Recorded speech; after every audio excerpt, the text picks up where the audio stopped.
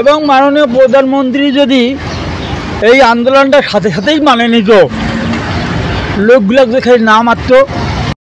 ছাত্ররা যখন আন্দোলন শুরু করলো, আমরা রিক্সা নিয়ে ঘুরতেছি। আন্দোলনটা তেমন জ্বালাও পোড়াও করে নাই, শুধু খালি মোড়ের মধ্যে ইয়া করে আর কি।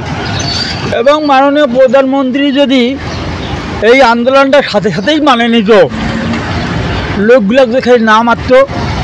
হ্যাঁ, কিন্তু সে থাকার জন্যই কিন্তু এত কিছু করছে, দেশটার উন্নয়ন করার জন্য, দেশের সরকার থাকার জন্য, দেশের সরকার মানে দেশটাকে সুন্দর করার জন্য, ডিজিটাল বাংলাদেশ গড়ার জন্য উনি কিন্তু এই চেষ্টাটা করছে যে আমি থাকবই। কিন্তু সে থাকতে পারলো না এই লোকগুলা মারার কারণে, তা নাহলে তো উনি থাকতো। ঠিক না বেঠিক?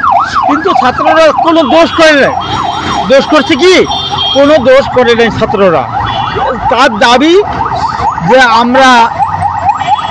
দাবি যে আমি এটা শুনছি ছাত্রদের মুখে যে আমাদের দাবি যেন আদায় হয়, আমরা যেন শিক্ষিত সমাজের চাকরি পাইতে পারি। শিক্ষিত লোককে চাকরি না দিয়ে একটু কমজোরি ছাত্রকে চাকরি দিবে, ওটা এটা ঠিক। যাই হোক, এটা শেখ হাসিনারও ভুল হয়েছে, মানুষ মাত্রায় ভুল হইতে পারে। তো ও গেছে যাক, বর্তমান তত্ত্বাবধায়ক সরকার যেভাবে আছে, যদি সে দেশ ভালো চালাইতে পারে আমরা তার পক্ষেই সাপোর্ট আছি ইনশাল্লাহ। এগুলো খুব ভালো লেগেছে। এবং ছাত্রদেরকে আমি জিজ্ঞাসা করছি যে ছাত্র ভাইয়েরা, আপনারা কোনো সরকার পাল্টাবেন না, যে সরকার দেখা যাবে যে ভালো চালাইতেছে দেশ, ওকেই রাখবেন, আর যে দেশ চালাইতে পারবে না তাকে রাখবেন না। বলছে হ্যাঁ ঠিক, সবাই ঠিক বলছে। আসসালামু আলাইকুম। আমরা শেখ হাসিনা যা করেছে, উন্নয়ন ভালো করেছে দেশের, কিন্তু উনিও ভালো ছিল। কিন্তু এই ছাত্র যে আন্দোলনটা আগেই যদি মানত, এত কিছু হইতো না। কিন্তু তারপরেও গেছে যাক, সেটা পরে ব্যবহার।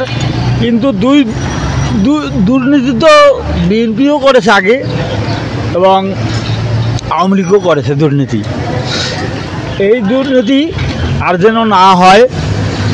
হ্যাঁ, তত্ত্বাবধায়ক সরকারের আমলে দেশ চলুক 10 বছর, যদি এ ভালো চালাইতে পারে আমরা একেই রাখবো। আর যদি না করতে না পারে, কিন্তু শেখ হাসিনা সরকার যা করেছে, পদ্মা সেতু, যমুনা সেতু, রেল সেতু, হ্যাঁ, বহু উন্নয়ন করছে। রাস্তাঘাট, রংপুর যাইতে আসতে আমাকে লাগছিল 12 ঘন্টা, 13 ঘন্টা, 14 ঘন্টা। এখন রংপুর যাইতেছি বরঞ্চ আমরা 5 ঘন্টায়। তাহলে কত বড় রাস্তাটা ওসার করছে, দেশের উন্নয়ন করছে। বয়স্ক ভাতা, বিধবা ভাতা এবং প্রতিবন্ধী ভাতা, এবং ছাত্রদের মানে ক্লাসে 10 পর্যন্ত বই বিতরণ এই সরকার। আওয়ামী লীগ সরকারের আমলে সরকারিকরণ মানে প্রাইমারি স্কুলগুলা বহুত উন্নয়ন, মানে হাজার হাজার স্কুল যে বাংলাদেশে দিল ঠিক আছে না, প্রাইমারি স্কুলগুলোকে সরকারিকরণ করে দিল। এটা কি খারাপ করছে উনি? এরকম সরকার নজির কেউ দিতে পারবে না। এবং আমি যেটা মনে করি, এই সরকার মানে এই ছাত্রদের ক্লাস 10 পর্যন্ত বই, উপবৃত্তি, এইরকম ক্লাস 10 পর্যন্ত বই কোনো সরকার দিতে পারে না। তারপরে ছাত্রগুলোর মন ভাঙ্গে কী করলো আমি কোনো বুঝতেছি নাই।